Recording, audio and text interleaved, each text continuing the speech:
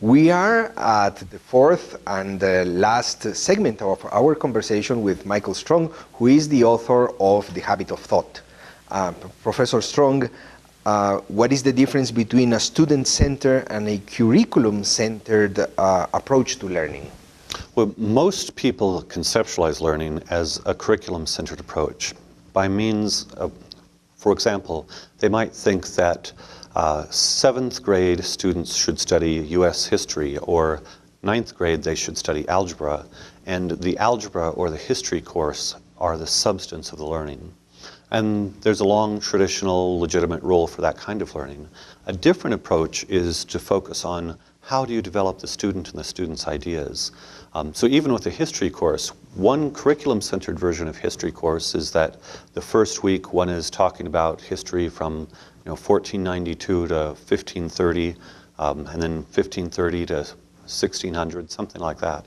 From a student-centered, one looks at interesting ideas and begins to draw out where a student's interests are. So for instance, if one was studying history, the discovery of the New World is a fascinating phenomenon that shocked all of European understandings. One could start with a series of historical documents about the discovery of the New World and have students discuss that whole issue, and then select texts, subsequent texts in history, based on what themes were most interesting to the students. Then one can still cover, say, history from 1492 forward, but instead of prior to the class having a sequence of topics that one thought the student needed to have strictly, one can build from the student's interests. You can have that as narrow or wide as possible. You can keep it very narrowly focused on historical documents related to the discovery of the New World and how that changed Europe, as well as how that, of course, changed the New World. Or one could go more broadly in a number of different directions.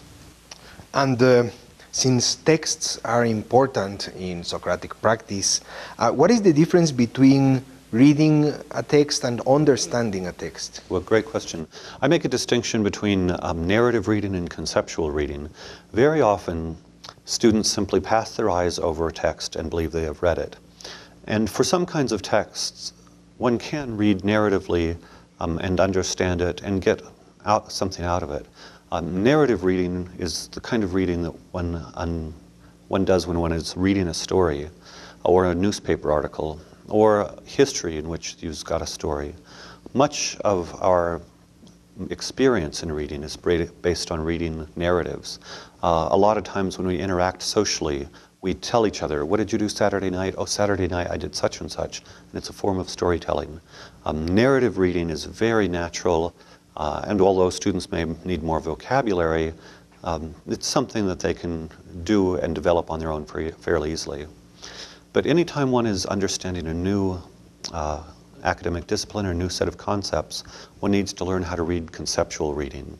So if one needs to understand the concept of opportunity cost in economics, or balance of power in international relations, or mathematical proof in mathematics, one needs to create a new concept in one's mind. And understanding a text that has new concepts in it requires that a student really look at the ways in which the author is using that new concept and applying it. So they have to think about the text a lot more than if they're just getting a story out of the text. And realistically, a lot of texts are a mixture of narrative and conceptual, but because the narrative comes so naturally, I really push students to learn how to read conceptually and develop a new, deep conceptual understanding of a text. And as we speak of differences, what is the difference between teaching and creating a culture of learning? Well, often people think of teaching as, again, somebody standing in front and talking to the students about the content.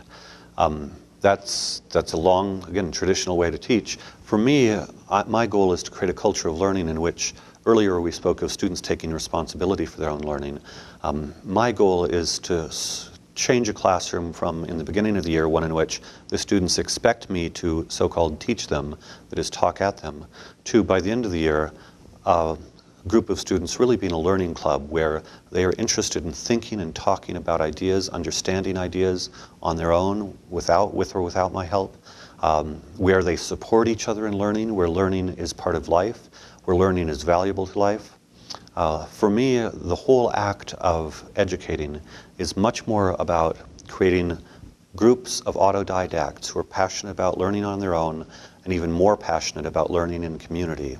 That's a very different model from a teacher who talks at students, where the students at the end of the year may or may not do well at the test, but they're more or less the same, as opposed to one in which they're moved from being passive participants in the activity of education to active leaders in a community of learners. And at some point, Socratic practice may look or may seem chaotic. Does Socratic practice can work as an organizing principle in the classroom? Yeah, absolutely. It looks chaotic if one expects that only the teacher can give order to the classroom. As one gives responsibility to the learners, it can be chaotic. Often learners without experience in this are not initially very focused and directed. My goal as process coach is to train the students to be more focused in their relationship to understanding ideas in the text, as well as in their relationship with each other. As this activity of being a learning team comes together by means of my very direct coaching of the process, gradually I can provide little mini lectures where I do need to transmit content to the students, and yet the students' energies and interests and passions as learners really becomes the driving force of the classroom. So again, I could have a history course in which I do need to cover a certain period of history, and I can do that by means of mini lectures, but the students' interests would determine when and how I might give those lectures, as well as when and how we discuss other issues that are of deep interest to the students. And the students realize the course is really about their learning and not about my talking at them. What has been your most exciting experience in Socratic practice? That's a great question. I would say for me the most exciting experience is every time I successfully transform a group of students from being passive, sometimes angry and resistant learners to passionate, eager learners. The students that most dislike and hate the process are often the most fun for me. And very often there's a point 4 to 6 weeks into a semester when they become very frustrated and angry at me and in the process because they really don't want to think for themselves. They really want to go back to a traditional class. And at this point, I enjoy working them through this process because almost always, every once in a while a group slips through my fingers, but almost always I get them to the point where the ones that are the most passionately resistant to the process become the most passionate, committed learners. And I know that by the end of that course, they are lifelong learners. I don't need to worry about them and their future direction. They've been transformed from students whose expectation is that learning is boring and meaningless to individuals for whom learning is one of the most valuable activities in their lives. Well, thank you very much for these ideas that you have shared with us. Thank you for your passion, and thank you.